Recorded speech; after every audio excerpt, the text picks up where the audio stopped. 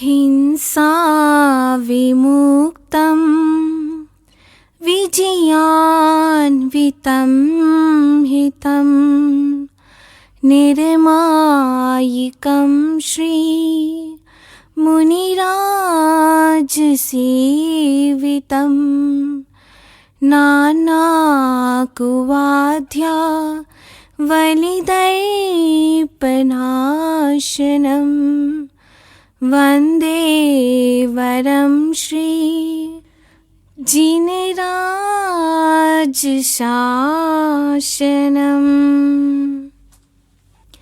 अनंत ज्ञानी, अनंतदर्शी, शासनेश, तीर्थेश, तीर्थंकर प्रभु महावीर स्वामी जी को कोटिश कोटिश वंदन करने के पश्चात एकाभव अवतारी, भीष्म प्रतिज्ञाधारी, चच्चा चक्रवर्ती, अखंड ब्रह्मचारी, आचार्य सम्राट पूज्य श्री जयमल जी महाराज साहब को कोटिश कोटिश वंदन। जय गजातिपति, सरल मना, प्रशांत चेता, परम पूजनीय आचार्य प्रवश्री शुभचंद्र जी महाराज साहब, संयम शिरोमणि, आगम विवेचक, पंडित रत्न, परम पूजनीय उपाध्याय प्रवश्री पार्श्वचंद्र जी महाराज साहब, मम आस्था के केंद्र, परम आराध्य, परम श्रद्धेय, अनंत अनंत उपकारी, प्रवचन प्रभावक गुरुदेव श्री डॉक्टर पदमचंद्र जी महाराज साहब आदि सभी गुरु भगवंतों के चरणों में कोटिश कोटिश वंदन करने के पश्चात गुन्नी मैया समनी श्री निधि जी को विधियुक्त वंदना। गुरुदेव श्री की आज्ञा से आत्मबंधुओं, अनंत ज्ञानी, अनंतदर्शी, तीर्थंकर प्रभु महावीर स्वामी, जिनके मुख्य रूप से 3 सिद्धांत हैं: अहिंसा, अनेकांतवाद और अपरिग्रह। यहाँ पर आप देखोगे तो सर्वप्रथम सिद्धांत अहिंसा का है।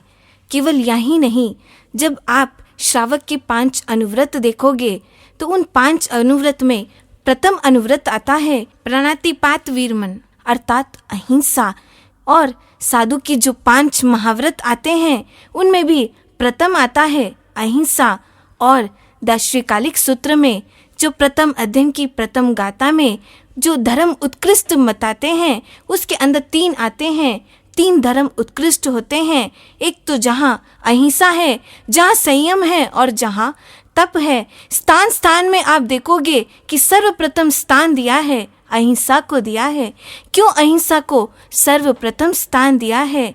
ऐसे आप देखोगे तो अगर कोई व्यक्ति चोरी करता है और चोरी करने के बाद उसे सद्गुरु भगवंतों का सानिध्य मिल जाता है और उसे सद्बुद्धि आ जाती है तो वो वापस धन लौटा सकता है। लेकिन अगर एक बार किसी के प्राण लिए जाते हैं और वह कोशिश करे कि उसको प्राण वापस लौटा दूं, तो क्या वह लौटा सकता है?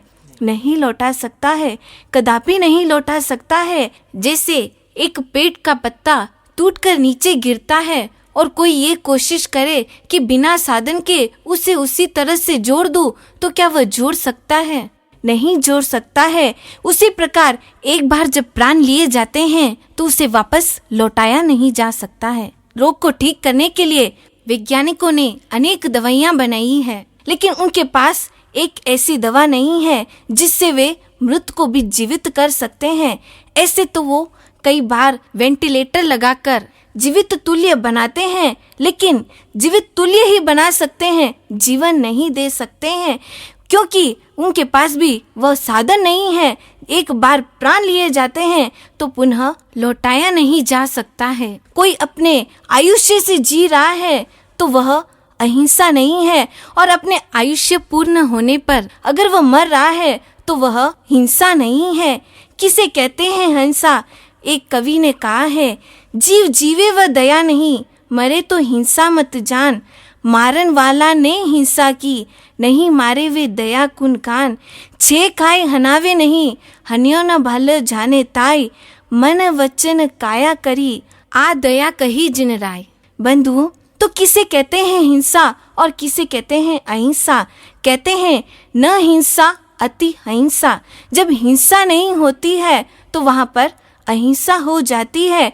इस अहिंसा को समझने के लिए सर्वप्रथम जरूरी है कि हमें ये जानना हिंसा क्या होती है। तत्वाद सूत्र की 7वें अध्ययन की 8वीं गाथा कहती है, प्रमत्त योगात प्राण व्यप्रोप्रम हिंसा, यानी जो प्रमाद के द्वारा जो योगों का व्यापार होता है और उसके अंदर जो प्राणवध होता है वह हिंसा कहलाती है।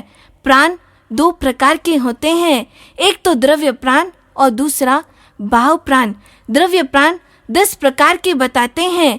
श्रोतेंद्र बल प्राण, चक्षुन्द्र बल प्राण, ग्रानेन्द्र बल प्राण, रसनेन्द्र बल प्राण, स्पर्शनेन्द्र बल प्राण, मनोबल प्राण, वचन बल प्राण, काय बल प्राण, श्वासोश्वास बल प्राण और आयुष्य बल प्राण। ये 10 प्रकार के द्रव्य प्राण होते हैं और भाव प्राण 4 प्रकार के होते हैं। अनंत ज्ञान, अनंत दर्शन, अनंत सुख और अनंत वीर्य। इन प्राणों में से किसी भी प्राण का वध होता है तो वहां पर हिंसा होती है। ये हिंसा 2 प्रकार से हो सकती है, द्रव्य हिंसा और भाव हिंसा। द्रव्य हिंसा और भाव हिंसा को समझने के लिए एक छोटा सा दृष्टांत देती हूँ। जैसे एक व्यक्ति शिकार के लिए जाता है और वहां पर एक हिरन को इंटेंशन बनाता है, तो जिस हिरन को वो इंटेंशन बनाता है और उसे मारने का उसके मन में संकल्प होता है तो वहां पर भाव हिंसा हो जाती है। और अचानक ही वो इंटेंशन उस हिरन को बनाता है, बीच में ही दूसरा हिरन आ जाता है और उसकी मृत्यु बीच में ही हो जाती है, तो वहां पर द्रव्य हिंसा हो जाती है। तो द्रव्य हिंसा द्रव्य शस्त्रों के द्वारा होती है, जिससे चाकू, छुरी, बंदूक आदि ये द्रव्य शस्त्र होते हैं, जिससे द्रव्य हिंसा होती है। और भाव हिंसा भाव शस्त्रों के द्वारा होती है, जो राग, देश और विषय कषाय कहलाते हैं। तो इन भाव शस्त्रों के द्वारा भाव हिंसा होती है। इसके एक चौभंगी आती है। चौभंगी में प्रथम आता है जहाँ पर ना द्रव्य हिंसा होती है और ना भाव हिंसा होती है। बंधुओं, जो मुनि होते हैं वे ही न द्रव्य से हिंसा करते हैं और न भाव से हिंसा करते हैं। श्रावक इस चौभंगी को आंशिक रूप से ग्रहण करते हैं, लेकिन मुनि 3 करण 3 योग से न हिंसा करते हैं, न करवाते हैं और न अनुमोदन करते हैं। और दूसरी चौभंगी आती है जहाँ पर द्रव्य हिंसा होती है लेकिन भाव हिंसा नहीं होती है। जैसे एक डॉक्टर है, वह चिकित्सा करता है, कई बार ऑपरेशन भी करता है, तो उस समय वो चाकू के द्वारा चमड़ी को छीलता है, चमड़ी को काटता है, लेकिन वहाँ पर उसका इंटेंशन उसको मारने का नहीं होता है, तो वहाँ पर द्रव्य हिंसा होती है लेकिन भाव हिंसा नहीं होती है।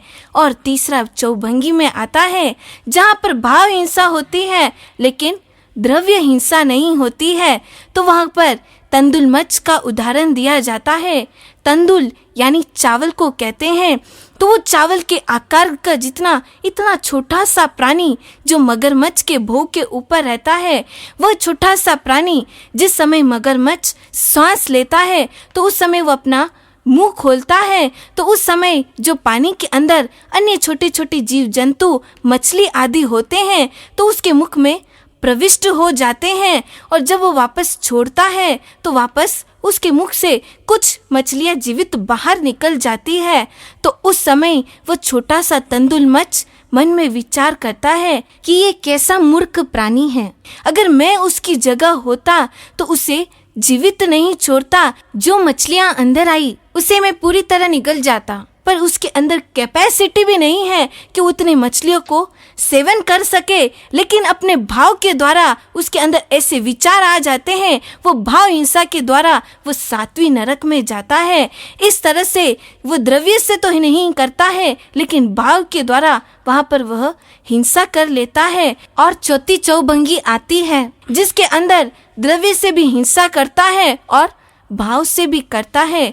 बंधुओं, जैसे जो शिकारी जिस हिरन को इंटेंशन बनाता है और उसी हिरन को मार देता है, तो वहाँ पर द्रव्य से भी हिंसा करता है और भाव से भी हिंसा करता है, और उस हिरन को वो मार देता है, तो वहाँ पर द्रव्य हिंसा भी होती है और भाव हिंसा भी होती है। तो इस तरह से न द्रव्य से हिंसा करना और न भाव से हिंसा करना, क्योंकि सभी प्राणी को जीने की इच्छा होती है। ऐसा कोई प्राणी नहीं है जिनको जीने की इच्छा नहीं होती है। दशकालिक सूत्र के अंदर आता है, सभी जीवावि इच्छन्ति जीवियम न मरी जीऊं। ऐसे ही एक राजा था जो बहुत ही अच्छी तरह से सुखपूर्वक जीवन जी रहा था।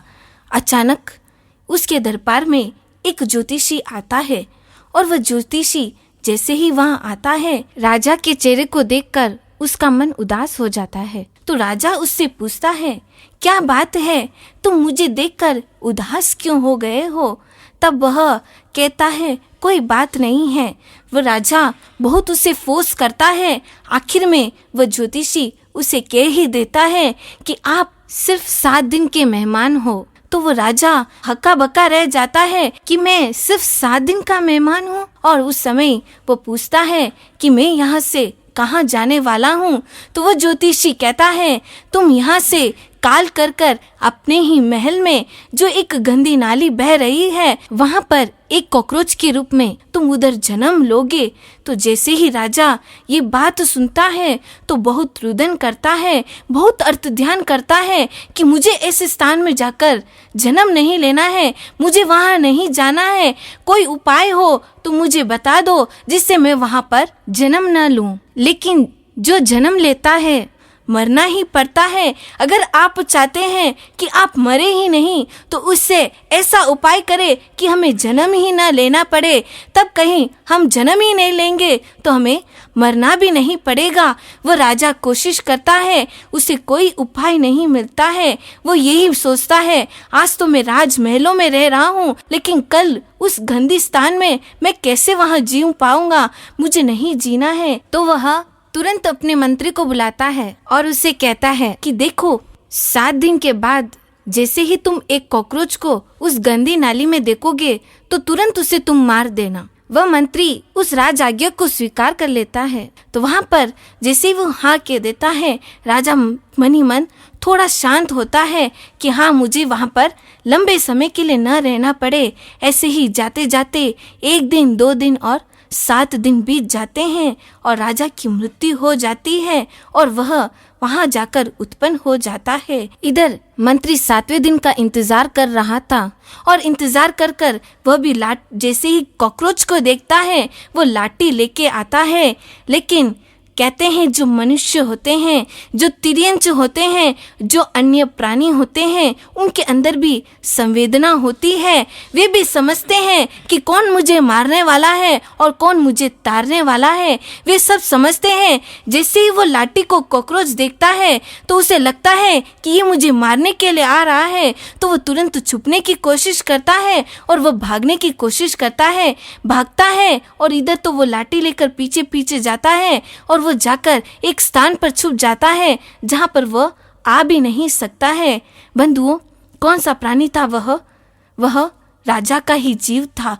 लेकिन जिस समय राजा के रूप में था तब उसके मन में ये इच्छा थी कि मैं वहां जीऊं नहीं। लेकिन जब वहां ही वह जन्म लेता है तो वहां पर उसकी जीने की इच्छा हो जाती है। ऐसे गंदे स्थान में रहकर भी वो मरना नहीं चाहता है, जीना चाहता है।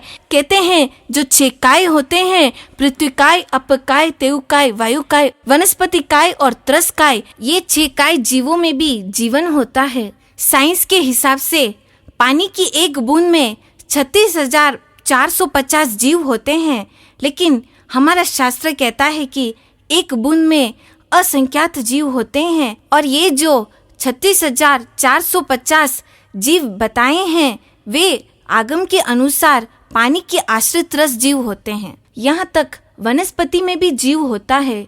आचार्यांग सूत्र के प्रथम अध्ययन में बताते हैं कि जिस प्रकार मनुष्य जन्म लेता है वैसे ही जो वनस्पति होती है वे भी जन्म लेते हैं। जिस प्रकार मनुष्य धीरे धीरे ग्रो होता है, बढ़ता है, वैसे ही प्लांट्स भी धीरे धीरे ग्रो होते हैं, बढ़ते हैं। जिस प्रकार मनुष्य चेतन युक्त होता है वैसे ही वनस्पति भी चेतन युक्त होते हैं। जिस प्रकार मनुष्य आहार ग्रहण करता है वैसे ही वनस्पति भी आहार ग्रहण करते हैं। उनको भी पानी की आवश्यकता होती है, धूप की आवश्यकता होती है और साथ में हवा की भी आवश्यकता होती है। जिस प्रकार मनुष्य का शरीर अनित्य है वैसे ही वनस्पति का शरीर भी अनित्य है। जिस प्रकार मनुष्य का शरीर अशाश्वत है वैसे ही वनस्पति का भी शरीर अशाश्वत है।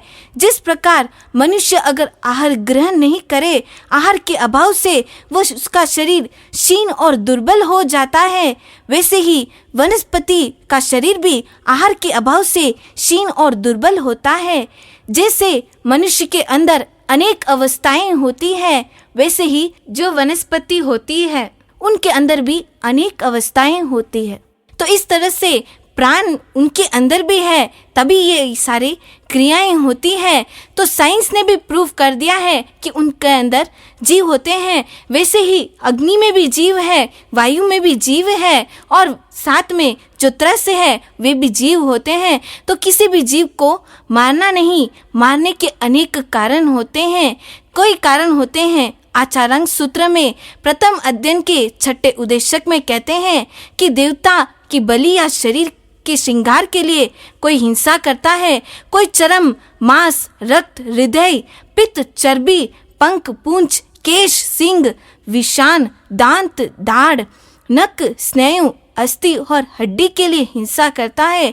कोई प्रयोजन से हिंसा करता है तो कोई बिना प्रयोजन हिंसा करता है। कोई प्रतिशोध की भावना से हिंसा करता है तो कोई प्रतिकार की भावना से हिंसा करता है। कोई भय के कारण से भी हिंसा करता है। और साइंस कहता है कि अगर नर्वस सिस्टम अगर इम्प्रॉपर हो तो भी जीव के अंदर हिंसा के भाव आ सकते हैं। अगर बॉडी के अंदर केमिकल फ्लूइड्स बरोबर नहीं होते हैं तो भी हिंसा के भाव हो आ सकते हैं। और जो डाइट ग्रहण किया जाता है और वो बैलेंस नहीं हो तो भी हिंसा के भाव आ सकते हैं। हिंसा के अनेक कारण होते हैं। अगर इन कारण का निवारण हो जाता है तो हिंसा के भाव से विमुक्त होकर जीव अहिंसा की ओर प्रवेश करेगा। तो जो साधक जितना अहिंसा की ओर जाएगा वो उतना ही जन्म और मरण की श्रृंखला से मुक्त होकर वह शाश्वत सुख को प्राप्त करेगा। इसी के साथ आनंद ही आनंद।